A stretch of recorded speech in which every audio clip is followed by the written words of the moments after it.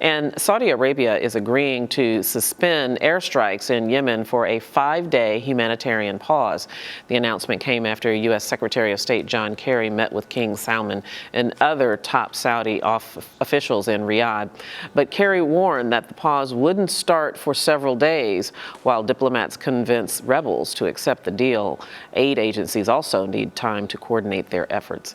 Arise News contributor Charles Goldberg joins us here to interpret what all of this means. Charles, good to see you. Thank you. Thanks for coming back. So what does this mean? That, Saudi Arabia has proposed this 5-day ceasefire. Let me just ask this question. What's the chance that the Houthis will agree to it? I don't think it's likely that they're going to agree to it in a way that the Saudis can accept.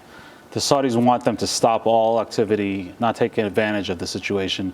If you recall, a couple weeks ago, I was here talking about the last time the Saudis agreed to stop bombing, and the Houthis didn't really cooperate, and that led to the Saudis resuming their bombing.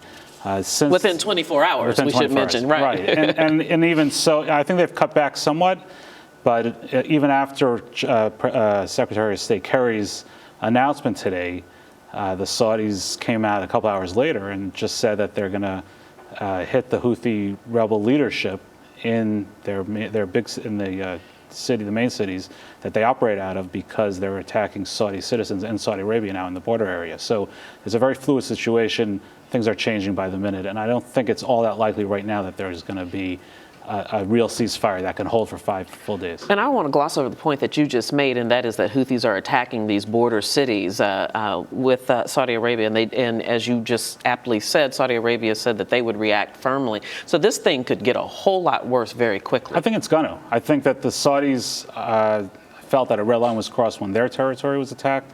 Saudi citizens have been killed in these attacks. I don't know exactly how many. I'm reading different reports, but at least 3 and possibly up to 10. A number of people have been injured as well. So I think the Saudis feel that the Houthis are overstepping the bounds of what were so-called rules of the game before, and they're going to respond more forcefully. I think the 5-day offer for a ceasefire was something the U.S. pressured the Saudis to agree to, and I think they kind of had to say that they would agree to it. But you could see by the actions on the ground that it's not going to happen so quickly. Well, and this escalation is certainly bad news for the residents of Yemen, those internally displaced citizens there. Talk about how crucial it is to have a ceasefire so that aid can get in and provide for the citizens. Well, it's been 6 weeks now of bombing by the Saudis, in addition to all the fighting that's gone on before. And the residents of Yemen, especially the port city of Aden and some of the cities around it, are in bad shape. They don't have access to fresh water, to food.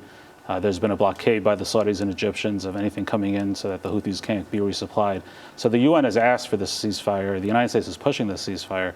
But if it doesn't happen, I think the citizens, the average citizens in the south of Yemen in particular, are going to really face hardship. I want to stay focused on this particular region, but broaden out in just one second. First of all, Kerry welcomed the Saudi truce offer, and said that neither Riyadh nor the United States were talking about sending in ground troops. So in the face of this very real potential of an escalation, should Saudi Arabia, perhaps even the U.S., rethink that and commit ground troops? The U.S. certainly will not commit ground troops. I think Iraq has made sure that that's not going to happen anytime in the near future.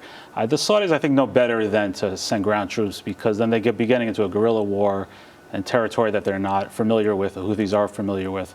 The Egyptians fought a war against the Houthis in the 1960s, and it turned into a quagmire and a disaster for the Egyptians. So I really don't see Saudi Arabia doing that. I think they're going to continue the air campaign.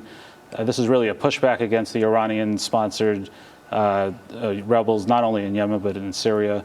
There's a new king in Saudi Arabia that took over 3.5 months ago. He just changed a lot of his top level ministers, including the foreign minister and the new foreign minister, who used to be the ambassador to the United States.